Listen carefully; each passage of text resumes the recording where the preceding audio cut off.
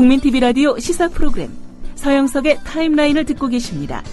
계속해서 이슈 인터뷰가 이어집니다.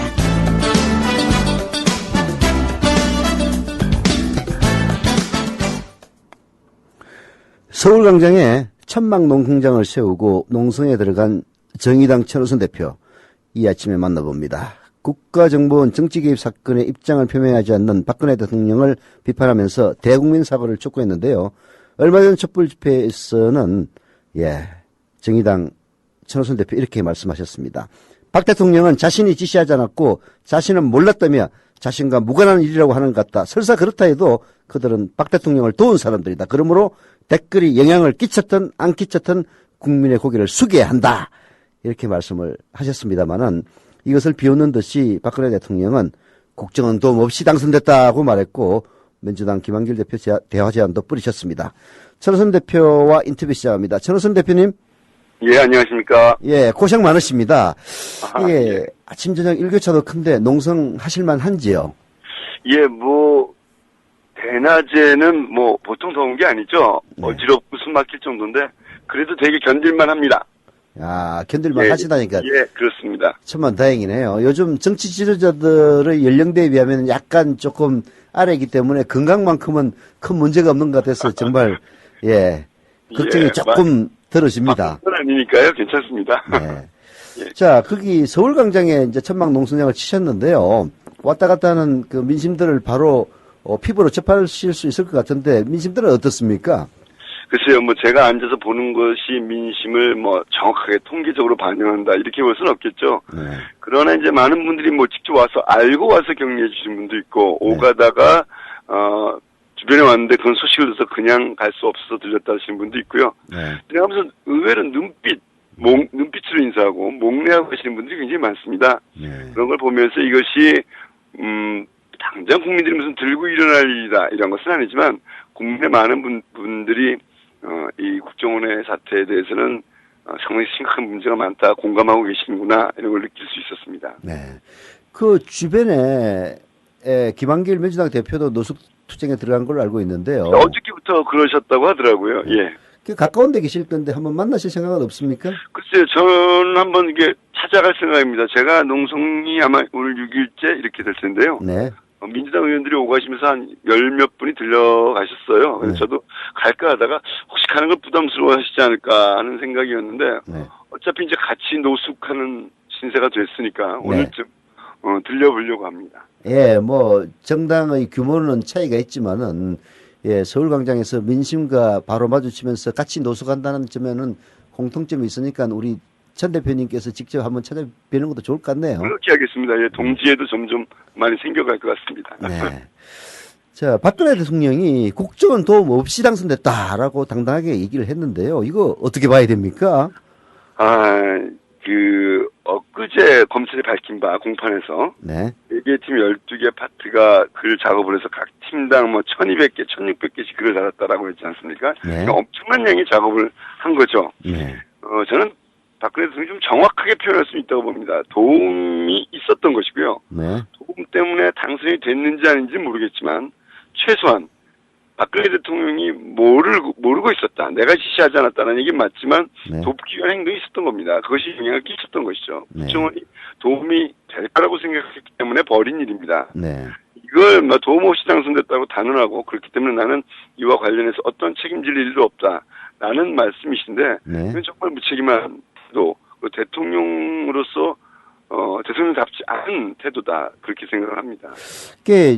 국정원 도움이 있었다는 것은 누가 봐도 뻔한 사실인데 그거를 이제 부인하는 걸 보면은 이런 말씀을 하시는 분들도 계시더라고요.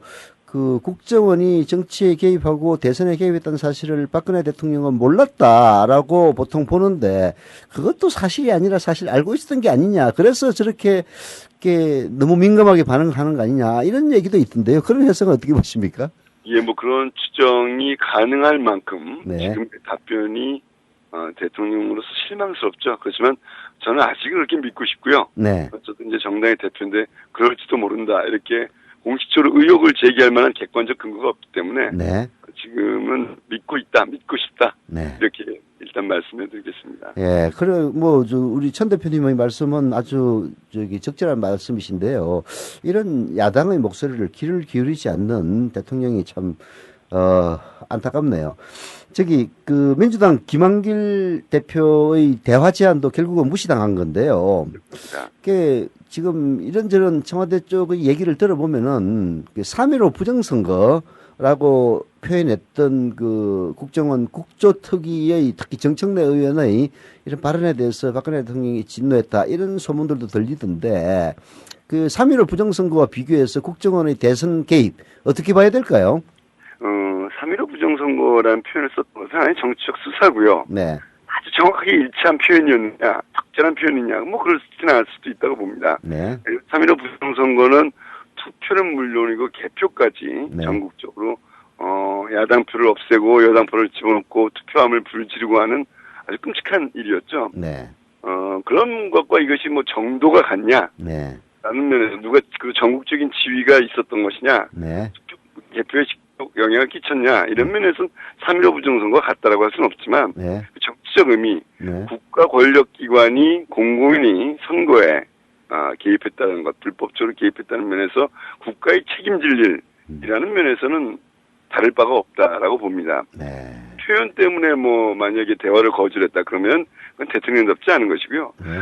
과거에 박근혜 대통령이 한나라당 대표일 때 당시 여당 내지는 정부, 참여정부였죠. 참여정부를 비판할 때 나왔던 거친 표현들을 생각하시면 네. 이것이 이유가 될 수는 없다고 봅니다. 네. 대통령이 야당 당수와 회담을 하는데 이러이러한 의제에 집중하자라는 얘기는 할 수 있습니다만 이 의제는 안 된다. 네. 이런 건 있을 수 없다고 봅니다. 특히 야당이 무엇을 요구하는지 뻔히 알면서 네. 그 의제 빼고 다른 걸 얘기하자는 것은 너무 야당을 무시해도 보통 무시하는 것이 아니죠.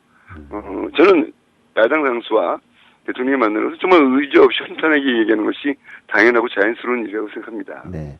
전국을 풀기 위해서 야당 대표가 여당에게 영수회담이나 말이 부적절하다면 대화를 제안할 수는 있다고 다들 생각을 하는데요. 그래도 청와대나 여당이 좀 신통찮게 나오면은 계속 대화를 지휘할 필요가 있느냐 이런 야당 지지자들의 반응도 있는데요. 김한길 대표가 좀 대화에 매달리는 듯한 그런 인상을 주는 지금의 스탠스 온당하다고 보십니까? 저는 야당이 대화를 제기할 수 있다고 보고요. 네. 민주당의 어떤 전략적 판단 이런 것에서 제가 감히 네. 감나라 배나라는 얘기하지 못하겠습니다. 그러나 네. 저는 대화를 제기할 수 있지만 너무 대화의 구체적인 방법론에 매달리는 것 아니냐. 네. 말씀이냐면 저는 5자 회담은 말이 안 되는 형식이라고 생각하지만 어저께 대화하지 않겠다라고 박근혜 대통령이 한 다음에 김한길 대표께서 맞지 않으신 게 네.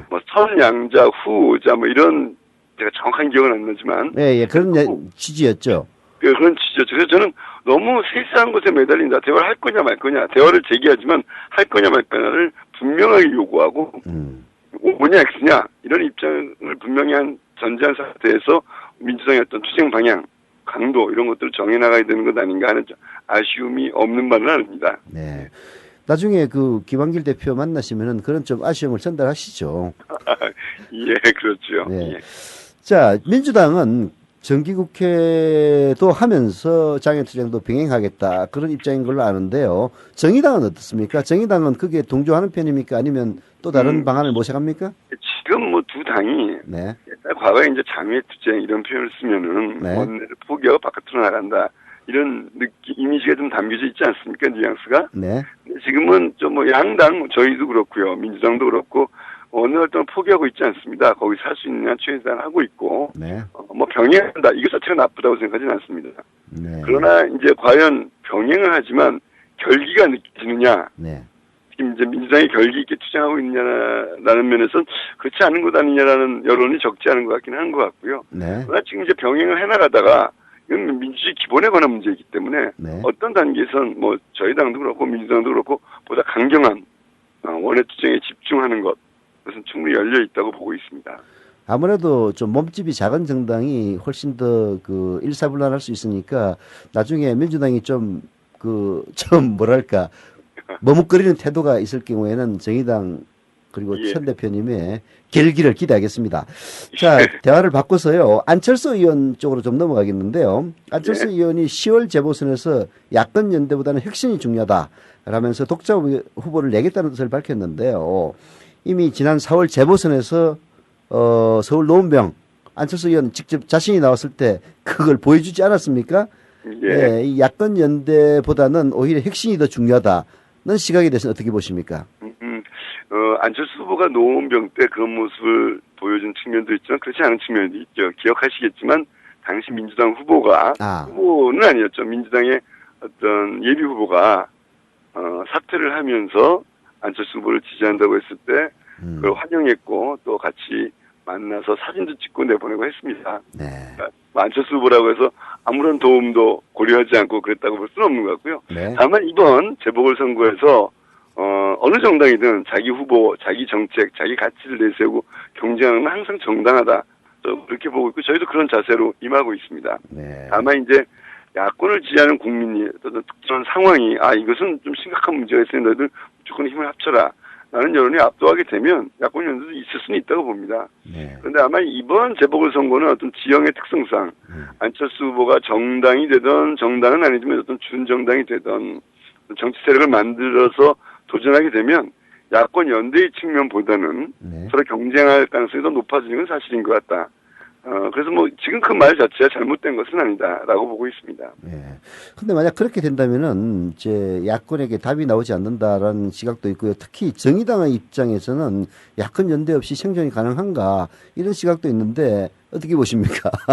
뭐 작은 당은 그런 거죠. 네. 항상 이 소선거 구제라는 것이 한 지역에서 한 명만 뽑게 돼 있지 않습니까? 네.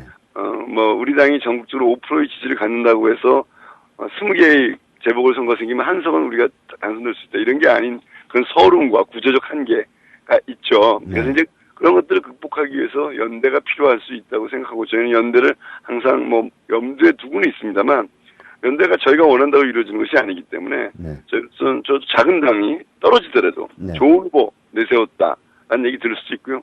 때로는 상황을 돌파할 수도 있다고 보기 때문에 많은 후보를 낼 수는 없지만 저희도 후보를 넣고 저희 이름으로 승부할 준비하고 있다 이렇게 말씀드리고요.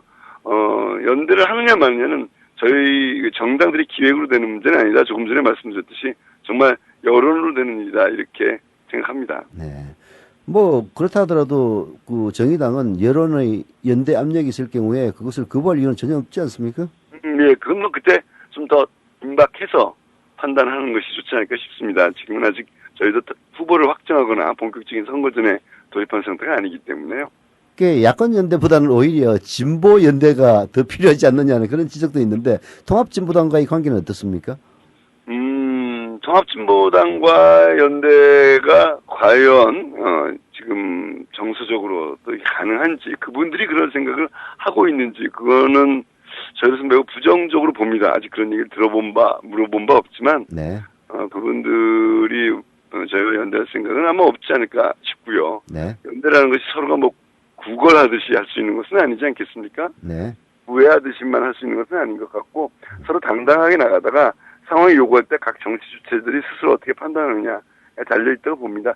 진보 정당에는 뭐 지금 최근에 이름을 진보신당에서 노동당으로 바꾼 노동당도 있고 녹색당도 있고 그다음에 정당은 아니지만 진보 정치 세력들이 노동운동과 그 주변에 굉장히 많이 있습니다. 네. 그분들과 힘을 합치는 문제는 지금 의논하고 있다고 말씀드릴 수 있겠습니다.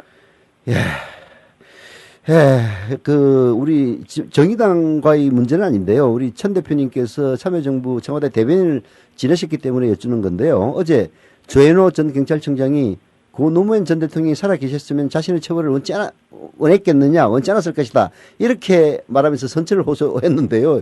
이 참 어처구니 없는 발언 좀 어떻게 봐야 됩니까? 너무 어처구니가 없죠. 어떤 권력자, 경찰청장이란 권력자의 그런 권력을 가진 분이 이런 분이었다는 건 정말 국민으로서 부끄럽고 불행스러운 일이죠. 그러나 그걸 떠나서 한 개인으로서 너무 초라하면서 비열하다 이런 느낌 지울 수 없습니다. 정말 동의됩니다. 초라하면서도 비열하다.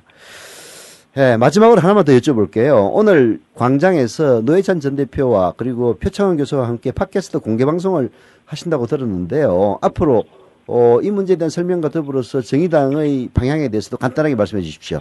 예, 뭐 지금 이 농성 투쟁, 항의 농성이 금방 끝날 것 같지 않습니다. 어저께 박근혜 대통령이 하신 말씀을 볼 땐 길게 나가겠다는 생각, 그리고 조금씩 저희들이 뭐 작은 정당 특히 가지고 있는 방법은 그렇게 많지 않습니다. 민주당 이제 100명이 넘는 국회의원을 가지고도 저렇게 잘 대처하고 있다는 평가를 못 받고 있는데 저희로서는 작은 정당이 좀 아까 말씀드린 일사불란하게 그러나 인내심 갖고 길게 뭐 연말까지 갈 수 있다 이런 각오를 갖고 있다는 말씀 먼저 드리고요. 그렇기 때문에 이 진행을 저희로서도 호흡 길게 합니다. 그래서 가끔 문화적인 행사도 하고 시민들과 즐겁게 어울리기도 하고 하면서 장기전으로 들어간다 이런 생각이 그래서 그런 행사 중에 하나가 오늘 저녁에 저희 7시에 서울시청 농성장 앞에서 표창원 교수님이 뭐 흔쾌히 참여를 허락해 주셔서 표창원 교수님, 노회찬 전 대표님 그리고 우리 박원석 우리 당 옛날 참여연대 출신이죠. 2008년 촛불에 주도했던 사회자이시기도 하고 그래서 저와 4명이서 팟캐스트 방송을 합니다. 그래서 주제는 그겁니다. 대통령의 품격이라고 일단 정해봤고요. 과연 나는 몰랐던 일이기 때문에 나는 도움받은 바 없고 그리고 나는 아무 책임이 없다라는 것이 대통령다운 이야기인가를 주제로 해서 이야기를 재밌게 좀 풀어가 보려고 합니다. 오늘 저녁 7시 서울시청 광장에서 우리 천호선 정의당 대표님과 노회찬 전 대표, 표창원 교수, 박원석 의원이 진행하는 공개방송, 팟캐스트 공개방송 많이 참여해 주시길 바라면서요. 대표님 감사합니다. 예, 감사합니다. 지금까지 천호선 정의당 대표였습니다.